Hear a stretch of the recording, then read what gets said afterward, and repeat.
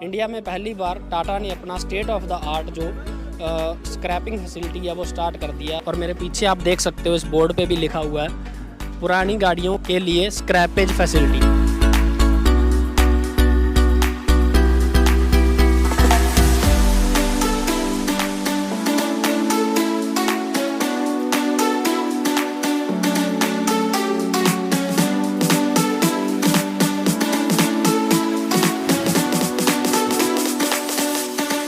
दोस्तों हमारे जो पैसेंजर व्हीकल्स होते हैं उनका जो पासिंग पीरियड होता है वो 15 साल का होता है।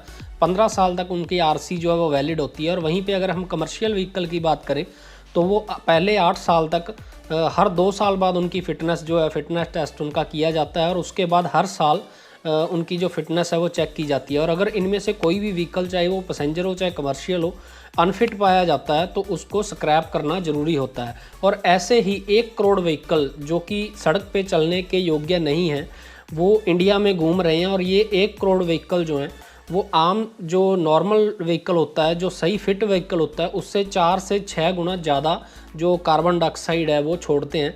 और अगर इन व्हीकल्स को स्क्रैप कर दिया जाता है तो जो हवा में प्रदूषण हो रहा है उसको 15 से 20% तक कम किया जा सकता है। तो अगर किसी गाड़ी को फिटनेस सर्टिफिकेट नहीं मिल पाता है चाहे वो कमर्शियल हो चाहे वो प्राइवेट गाड़ी हो तो उसको स्क्रैप करना पड़ता है।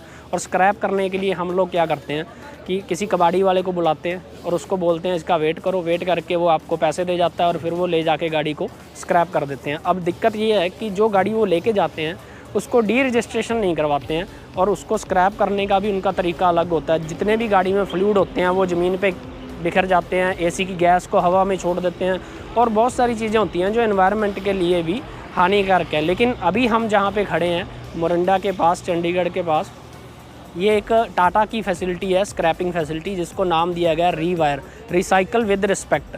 तो दोस्तों यहाँ पे किसी भी तरह की जो प्राइवेट या कमर्शियल गाड़ी है किसी भी कंपनी की हो, किसी भी तरह का मॉडल हो, कोई भी तरह की हो, वो चाहे उसका फ़िटनेस पूरा हो गया हो, फिटनेस एक्सपायर हो गया हो या फिर फिटनेस से पहले 15 साल से पहले उस गाड़ी में दिक्कत आ गई हो कि वो सड़क पे चलाने के लायक नहीं है, उस गाड़ी को आप यहाँ पे आके स्क्रैप करवा सकते हो। तो यहाँ पे जो सारा सिस्टम है वो प्रॉपरली स्टेप बाय स्टेप गाड़ी को डीपोल्यूट किया जाता है, डी रजिस्टर किया जाता है। यानी कि जो गाड़ी पे नंबर लगा होता है उसको आरटीओ में जाके या आरटीओ से किसी भी तरह से लिंक करके उसको डी रजिस्टर किया जाता है। वो नंबर पहले गाड़ी से उतर जाता है और जितने भी गाड़ी के स्टेप बाय स्टेप जो स्क्रैपिंग होती है वो सारी रूल्स एंड रेगुलेशन के हिसाब से होती है कि लोहे को कैसे रिसाइकिल करना है, प्लास्टिक को कैसे रिसाइकिल करना है, उसमें जो फ्लूइड्स हैं उसका क्या करना है, वो सारी चीज़ें जो है वो एनवायरनमेंट को सेफ़ रखने के लिए एक तरीके से उसको स्क्रैप किया जाता है। तो आज की वीडियो में आपको सारी जितनी भी यहाँ पे स्टेप्स हैं गाड़ी को स्क्रैप करने के, पैसेंजर के अलग हैं और जो हमारे कमर्शियल व्हीकल होते हैं ट्रक, बस या पुरानी जो हो जाती हैं उनके अलग स्टेप्स हैं।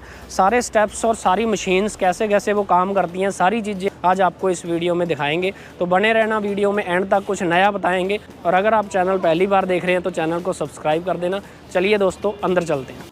तो दोस्तों यहाँ से शुरू होता है गाड़ी को स्क्रैप करने का प्रोसेस। यहाँ पे गाड़ी को डीपोल्यूट किया जाता है यानी कि उसमें जितने भी फ्लूइड या गैसेज हैं उन सभी को निकाल के स्टोर कर लिया जाता है। जैसे ये जो मशीन है, ये जो गैस वाली गाड़ी होती है उसमें से गैस निकाली जाती है, सीएनजी हो या कोई भी गैस हो, और साथ में ये जो बर्नर पड़ा हुआ है उसकी हेल्प से इसको जला दिया जाता है गैस को, या फिर सिलेंडर में स्टोर कर लिया जाता है। और अगली जो मशीन आप देख रहे हो छोटी सी, ये शॉक ऑब्जर्वर के अंदर जो ऑयल होता है, जो शॉकर के अंदर ऑयल्स होते हैं सभी गाड़ियों में, उनको निकालने का काम करता है। उनको निकाल के एक अलग जगह पे स्टोर कर लिया जाता है। और अगले स्टेप में दोस्तों जैसे कि आप देख सकते हो यहाँ पे एक गाड़ी जो है इस पे काम चल रहा है। तो इस मशीन के द्वारा इस गाड़ी में जितने भी फ्लूइड्स हैं, चाहे वो इंजन ऑयल हो, पेट्रोल हो, डीजल हो, ट्रांसमिशन ऑयल हो, ब्रेक फ्लूइड हो, पावर स्टीयरिंग का ऑयल होता है, कूलेंट होता है, कंप्रेशर में जो तेल होता है, जितने भी तरह के सारे जो ऑयल्स या फ्लूइड्स होते हैं वो इस मशीन के द्वारा इस गाड़ी में से निकाल लिए जाते हैं और उनको भी स्टोर किया जाता है अलग अलग जगह से।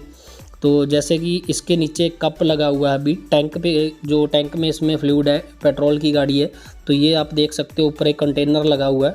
इन दोनों में डीजल और पेट्रोल जो है वो अलग अलग इसमें स्टोर कर लिए जाते हैं। ये एक सक्शन कप है, इसके अंदर एक जो पाइप लगी होती है इसके साथ जुड़ी हुई, इसको इसके नीचे लगा दिया जाता है। जैसे ये टैंक के नीचे लगा हुआ है तो ये पूरा इसमें से डीजल या पेट्रोल जो भी होगा उसको खींच लेगा। और आगे ये जो ट्रे लगी हुई है ये चैम्बर के नीचे लगी हुई है। यहाँ से सारा जो मोबिल है इंजन का, इंजन ऑयल जिसको हम बोलते हैं, वो निकाल लेते हैं और उसके बाद इसका कूलेंट और जो भी मैंने फ्लूइड बताए हैं जितने भी गाड़ी में होते हैं वो निकाल लिए जाते हैं। और उसके बाद यहाँ पे नोज़ल्स लगी हुई हैं। इस नोज़ल्स के द्वारा इनको एक कंटेनर में जो है वो सेव कर लिया जाता है। और ये जो मशीन आप देख रहे हो, ये छोटी सी मशीन है, ये एसी की जो गैस होती है उसको नीचे सिलेंडर में स्टोर करती है। इसके ऊपर देख भी सकते हो आप, लिखा हुआ है R134 से, जो कि एसी की गैस का कोड होता है। तो इससे जो है एसी की गैस है वो निकाली जाती है। दोस्तों ये दूसरी तरफ जो मशीन लगी है ये साइज़ में थोड़ी बड़ी है और ये जो सेगमेंट है ये कमर्शियल व्हीकल का इधर अलग सिस्टम बना हुआ है। इसमें क्या होता है कि जैसे दूसरा जो छोटी गाड़ियाँ होती है उसको ऊपर उठाया जाता है, तो ये गाड़ी बड़ी है साइज़ में, तो इसके नीचे एक बे बनाई जाती है। और बड़ी गाड़ी में थोड़ी फ्लूइड की क्वांटिटी भी ज़्यादा होती है, इंजन ऑयल वगैरह की। तो नीचे चल के आपको दिखाते हैं। इसमें क्या है कि सभी तरह की ट्रेस जो है, नीचे अलग अलग तरह की ट्रे लगी हैं और वहाँ से पंप जो है वो पंप के साथ खींच के जो फ्लूइड है वो ऊपर स्टोरेज में पहुँचाया जाता है। यहाँ पे सभी जो फ्लूइड्स हैं उनकी पाइप अलग अलग लगी हुई है। और नीचे अगर मैं आपको ट्रेस दिखाऊँ तो ये ट्रक के नीचे आप देखोगे तो इस तरह अलग अलग ट्रे लगी हुई है इसके इंजन ऑयल वगैरह को निकालने के लिए। जैसे इस ट्रे के ऊपर, सभी ट्रेस के ऊपर लिखा भी हुआ है कि ये किस किस चीज़ की है। जैसे इस पर हाइड्रोलिक ऑयल्स लिखा है, अगर कोई ट्रक में हाइड्रोलिक सिस्टम लगा है तो उसके लिए ये कूलेंट लिखा हुआ है। और अगली ट्रे में ब्रेक फ्लूइड्स लिखे हुए हैं। क्योंकि इनमें थोड़ी सी क्वांटिटी ज़्यादा है तो बड़ी ट्रे इसीलिए लगाई गई है ताकि थोड़ा सा इसके जो फ्लूइड्स हैं उसको निकालने में आसानी रहे। यहाँ पे इसका ट्रांसमिशन ऑयल जो रहता है वो निकाला जाता है। तो इसके नीचे से जो सभी ट्रेज हैं वो एडजस्टेबल हैं, यानी कि मूवेबल हैं, आगे पीछे इनको लेके जाया जा सकता है। और इनकी पाइप्स जो है यहाँ पे एक बटन्स लगे हुए हैं, ये यहाँ पे भी है कंट्रोल पंप के और ऊपर मशीन पे भी है। ऑन ऑफ करके इसको फ्लूइड को ऊपर भेजा जाता है। और अभी आपको बाहर जाके मैं दिखाता हूँ कि ये जो मशीन ऊपर लगी हुई है इसमें छोटे छोटे टैंक्स नीचे बने हुए हैं अलग अलग, जिनमें अलग अलग तरह का फ्लूइड स्टोर किया जाता है टेम्परेरी एक गाड़ी का। और उसके बाद इसको बल्क स्टोरेज में लेके जाया जाता है। तो यहाँ पे भी आप देख सकते हो जो पंप के कंट्रोल हैं वो लगे हुए हैं और नीचे टैंक लगे हुए हैं। और सेम नीचे जैसे ट्रे पे लिखा हुआ था वैसे ही यहाँ पे भी हर चीज़ को मेंशन किया गया है। ये जो नोज़ल्स हैं ये फिर उसी तरह से बल्क स्टोरेज के लिए इनको कैन या जो बड़े कंटेनर होते हैं उसमें भर दिया जाता है। अलग अलग जो नीचे टैंक लगे हुए हैं उसमें से फ्लूइड को निकाल के। तो दोस्तों डीपोल्यूट के बाद जो गाड़ी है वो जाती है डिसमेंटल एरिया में। जो आगे वाला शेड है वो सामने आपको दिख रहा है वाइट कलर का। और ये जो खुली जगह है ये सारी गाड़ियां खड़ी करने के लिए जो स्क्रैप होने के लिए आई हैं। ये जो टोटल फैसिलिटी है ये 5 एकड़ में बनी हुई है, जिसमें 35,000 स्क्वायर फीट जो शेड एरिया है जो कवर किया गया है, जिसके अंदर मशीन वगैरह लगी हुई है और जहाँ पे काम किया जाता है सभी गाड़ियों पे। और यहाँ पे आप देख सकते हो जो सरकारी गाड़ियाँ होती हैं वो भी खड़ी हैं, जिप्सी, मैडसर, पुरानी नई सभी तरह की गाड़ियां यहाँ पे स्क्रैपिंग के लिए आई हुई हैं। और कुछ गाड़ियां तो बिल्कुल ही मतलब जंगाल लग चुकी है जिनको। तो दोस्तों अभी आपको दिखाते हैं ELV डिसमेंटलिंग लाइन। ELV का मतलब होता है एंड ऑफ लाइफ व्हीकल। तो दोस्तों ये जो सामने आप गाड़ी देख रहे हो ये एक पहला स्टेशन है और यहाँ से स्टार्ट होती है गाड़ी की डिसमेंटलिंग। सबसे पहले दोस्तों गाड़ियों के जो दरवाजे होते हैं वो खोले जाते हैं, जैसे यहाँ पे रखे हुए हैं खोल के। टायर निकाल लिए जाते हैं। दरवाजे जो सही होते हैं कंडीशन में उनको रीयूज़ किया जा सकता है और जो गल चुके हैं या सड़ चुके हैं उनको स्क्रैप कर दिया जाता है। यहाँ पे कटर भी है, अगर कोई चीज़ नहीं खुलती है तो उसको काट के खोल देते हैं। और ये यहीं इसी स्टेशन पे गाड़ियों की जो हेडलाइट्स होती हैं चारों वो खोल ली जाती हैं, जो मेजर पार्ट्स होते हैं। और हर पार्ट के ऊपर एक QR कोड लगता है इस कंप्यूटर के द्वारा। कंप्यूटर में इसकी डिटेल फीड की जाती है, कौन सी गाड़ी का है, गाड़ी का चैसी नंबर क्या है, सब चीज़ें फीड करके हर प्रोडक्ट के ऊपर जो भी सामान खुलेगा, जैसे इस दरवाजे के ऊपर लगा हुआ है, ताकि कभी भी इस कोड को स्कैन करके पता किया जा सके ये कौन सी गाड़ी का जो है सामान है, स्पेयर पार्ट है। और इस स्टेप पे आके दोस्तों जो गाड़ी के बाकी प्लास्टिक के पार्ट्स होते हैं, बैटरी होती है, बम्पर वगैरह सब खोल लिया जाता है। यहाँ पे जो मेजर पार्ट हैं, सीट वगैरह खोल ली जाती हैं। अगले स्टेप में दोस्तों सारे जो मैकेनिकल पार्ट हैं, नीचे के एक्सल वगैरह होते हैं जो, या फिर इंजन है जो, वो सारा खोल लिया जाता है। जैसे इस गाड़ी का भी इंजन जो है वो डाउन कर रखा है, इंजन खोला जाएगा। जितने भी मैकेनिकल पार्ट्स होते हैं, पाइप्स वगैरह, वो सब निकल जाएंगी। और ये लास्ट बॉडी और डैशबोर्ड वगैरह बचते हैं और ग्लास जो हैं वो निकाले जाते हैं सभी गाड़ियों में। जो टूटा गिलास है उसको स्क्रैप किया जाता है और जो सही ग्लास है उसको रीयूज़ के लिए मार्केट में भेजा जाएगा, या क्या तरीका अपनाया जाएगा। और यहाँ पे इंजन की डीप डिसमेंटलिंग होती है। इंजन के जितने भी पार्ट्स हैं सभी अलग अलग कर लिए जाते हैं। गियर अलग कर दिया जाता है, जितने भी इसमें प्लास्टिक के पार्ट हैं वो अलग होते हैं। इलेक्ट्रॉनिक सेंसर वगैरह जो हैं, जो अल्टरनेटर वगैरह हैं वो सारे अलग कर लिए जाते हैं। तो सभी गाड़ियों के जो इसकी बेल्ट्स वगैरह होती हैं या फ़ैन वगैरह होते हैं वो अलग होते हैं। और ये जो एरिया है दोस्तों, ये पूरा कमर्शियल व्हीकल्स के लिए, जैसे मैंने आपको पहले भी बताया था कि उधर आप देखोगे तो 5 अलग अलग स्टेशन है। कहीं पे दरवाजे खुलते हैं, कहीं पे सीट्स खुलती हैं, कहीं पे इलेक्ट्रॉनिक पार्ट खुलते हैं। उनका सभी का स्टेशन जो है वो अलग अलग है। लेकिन कमर्शियल व्हीकल्स में ये चीज़ ऐसी नहीं है। ये व्हीकल्स बड़े होते हैं, साइज़ में बड़े होते हैं, और इनके जो पार्ट्स होते हैं वो भी साइज़ में बड़े होते हैं। तो बार बार व्हीकल को मूव करना भी आसान नहीं होता। इसलिए कमर्शियल व्हीकल को एक ही जगह खड़ा करके इसका जो सारे पार्ट्स हैं एक ही जगह पे खोले जाते हैं, चाहे वो इलेक्ट्रॉनिक पार्ट हो, चाहे वो टायर हो, चाहे वो इसकी बॉडी की डिसमेंटलिंग हो। तो अभी ये जो एरिया है कमर्शियल एरिया, इसके बाद हम देखते हैं कि लास्ट स्टेप क्या है स्क्रैप करने का। जैसे अभी ये गाड़ी जो आप देख रहे हो, इस गाड़ी का पूरा पार्ट्स वगैरह निकल चुके हैं। ये सिर्फ एक खाली बॉडी बची है, इसकी बॉडी के बिना इसमें और कुछ भी नहीं है। सारा सामान इस गाड़ी का निकल चुका है। अब इसको छोटे पीसेस में काट दिया जाएगा कटर के द्वारा, और काटने के बाद सामने मैं आपको दिखाता हूँ, ये एक बेलर मशीन है, प्रेस मशीन भी आप इसको बोल सकते हो। इसमें इसके सारे पार्ट्स जो हैं वो काट के डाल दिए जाएंगे, और उसके बाद इसके 22 बाई 22 इंच के तकरीबन ब्लॉक्स बनते हैं, ताकि वो जो भट्ठी होती है पिघलाने वाली उसमें डालने आसान हो। अभी आप यहाँ पे देख सकते हो, इसमें सारे पार्ट्स जो हैं वो गाड़ी के डाल दिए गए हैं। जितने भी पार्ट्स एक ब्लॉक में आ सकते हैं उसके अकॉर्डिंग डाले जाते हैं, और डालने के बाद दोस्तों इसको ऊपर से प्रेस किया जाता है। अभी ये चल रही है मशीन, ऊपर से प्रेस करके इसके जो ब्लॉक्स हैं वो बन जाएंगे।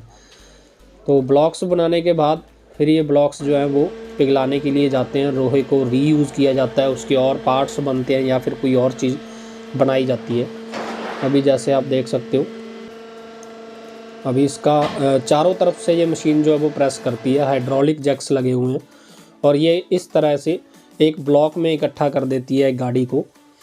तो ये दोस्तों जो पूरा रिसाइकलिंग का प्रोसेस है, ये जो मशीन है ये ब्लॉक्स को उठा के रख देगी साइड में। सामने एक एरिया बना हुआ है, वहाँ पे सभी ब्लॉक्स ये जो हैं वो रखे जाते हैं। तो ये जो गाड़ियाँ होती है ना, पुरानी गाड़ियाँ, हमारे घर की फीलिंग भी कई बार इनसे जुड़ी होती है। तो बाहर कहीं पे ऐसे ही उसको बेचना या वो करना, उससे अच्छा है कि टाटा ने इसका नाम भी इसी तरह से रखा है, रिसाइकल विद रिस्पेक्ट, रीवायर की जो फुल फॉर्म है। तो यहाँ पे हम इसको स्क्रैप कर सकते हैं। तो दोस्तों अब बात कर लेते हैं, अब आपको बताते हैं कि ये जो पूरा सिस्टम है ये कैसे काम करेगा। अगर किसी ने अपनी गाड़ी जो है वो स्क्रैप करानी हो रीवायर में, तो वो कैसे काम करेगी चीज़, और इसमें क्या आपको बेनिफिट होगा, क्या क्या आपको फ़ायदे होंगे, उसके बारे में अभी मैं आपको बताने लगा हूँ। तो सबसे पहले तो जितना भी ये सिस्टम है ये ऑफलाइन भी है, ऑनलाइन भी है। ये मोरिंडा में जो रीवायर का है फैसिलिटी है, यहाँ पे आप जिसको आपको स्क्रैप कराना है उस गाड़ी को लेके आ सकते हैं। यहाँ पे उसकी पूरी एवेल्यूएशन होगी कि कितना आपको प्राइस इसका मिल सकता है, क्या क्या चीज़ें हैं वो सारी आपको बता दी जाएंगी। दूसरा ऑप्शन इसका ये है कि आप ऑनलाइन अप्लाई कर सकते हो, और यहाँ से जो टीम है वो आपके घर पे आके व्हीकल को चेक करेगी, उसकी आपको क्या वैल्यू मिलेगी, वो सब चीज़ें आपको वहाँ पे बता दी जाएंगी। दूसरा, जैसे मैंने आपको वीडियो के शुरू में ही बताया था कि यहाँ पे जो भी व्हीकल आप लेके आ रहे हो, तो सबसे पहला जो काम किया जाएगा उसकी डी रजिस्ट्रेशन कराई जाएगी आरटीओ ऑफिस से। बाकायदा उसका आपको सर्टिफिकेट भी मिलेगा, डी रजिस्ट्रेशन का भी और स्क्रैप करने का भी, दोनों सर्टिफिकेट आपको मिलेंगे।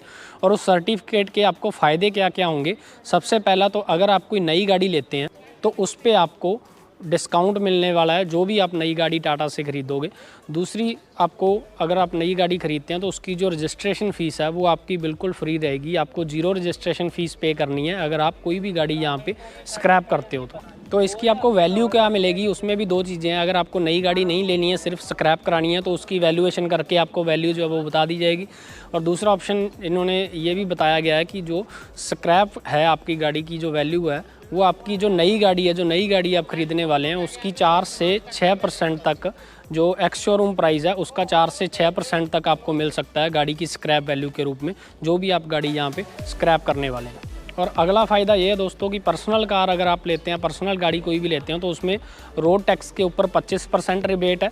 जो रजिस्ट्रेशन फीस मैंने बताई थी वो बिल्कुल फ्री है, वो अलग चीज़ है। और ये जो रोड टैक्स होता है, जो हमारा रोड टैक्स नई गाड़ी लेने पे लगता है, उसमें पर्सनल गाड़ी पे, प्राइवेट गाड़ी अगर आप लेते हो तो उसमें 25% डिस्काउंट, और अगर आप कमर्शियल गाड़ी कोई ट्रक वगैरह लेते हो स्क्रैप करवाने के बाद, तो उसमें आपको रोड टैक्स पे 15% तक का डिस्काउंट जो है वो मिल सकता है। कुल मिला के दोस्तों ये जो फैसिलिटी टाटा ने शुरू की है, ये हमारी धरती को, हमारे वातावरण को प्रदूषण से बचाने के लिए, और जितनी भी गाड़ियां सड़क पे दौड़ रही हैं जो कि दुर्घटना का कारण भी बनती हैं, जो कि जिनकी फ़िटनेस नहीं है, जो गाड़ियां 20 से 25 साल पुरानी हो चुकी हैं या 20 साल पुरानी हो चुकी हैं या और भी ज़्यादा पुरानी हो चुकी हैं, ऐसी गाड़ियां सड़कों पे चल रही हैं, उनको अब मौका है कि उनको स्क्रैप किया जाए और उसकी अच्छी वैल्यू टाटा से आप ले सकते हो।